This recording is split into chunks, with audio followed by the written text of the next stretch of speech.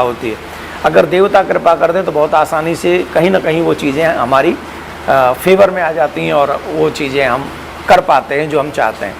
तो आपको करना क्या है, देवशयनी एकादशी के दिन आपको व्रत तो रखना ही है, साथ में आप जाइए पीपल के पास और मीठा जल लेकर उसमें कोई भी मीठी वस्तु मिलाकर, शहद मिला लीजिए, बूरा मिला लीजिए, शक्कर मिला लीजिए, वो मिलाकर पीपल को चढ़ाना है, मीठा जल। और शाम को पीपल के नीचे दीपक जलाना चाहिए। कहते एकादशी के दिन, शनिवार के दिन स्वयं लक्ष्मी नारायण भगवान वहाँ वास करते हैं। तो आप शाम को दीपक जला कर आएंगे, घी का दीपक जलाएंगे, तो निश्चित आपको आपके कर्ज चुकाने में राहत महसूस होगी।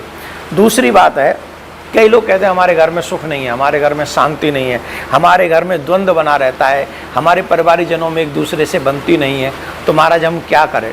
उनके लिए भी उपाय है।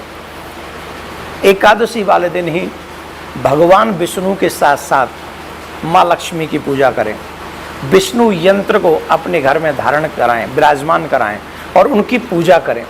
तो जब आप उनकी पूजा करेंगे तो निश्चित तौर पर मुझे ऐसा लगता है कि आपको आपके घर में शांति भी होगी, सुख की अनुभूति भी होगी, और आप उस समय पूजा करते समय भगवान की, नारायण की पूजा करते समय ये प्रार्थना करें कि हमारे घर में सुख, संपत्ति, समृद्धि बनी रहे और हमारे घर में जितनी भी नेगेटिव एनर्जी हैं वो समाप्त हो जाएं, पॉजिटिव एनर्जी हमारे घर में आए।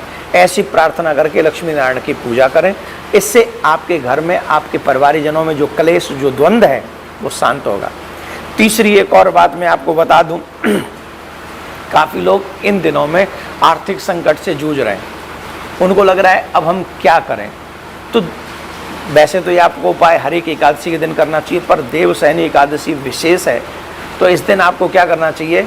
लक्ष्मी नारायण की पूजा करनी चाहिए। और लक्ष्मी नारायण की पूजा के साथ साथ भगवान को पीली, विष्णु भगवान को पीली वस्तु का भोग लगाएं और लक्ष्मी माँ को खीर का भोग लगाएं। तो इससे आप जो चाहते हैं वो भी प्राप्त होगा।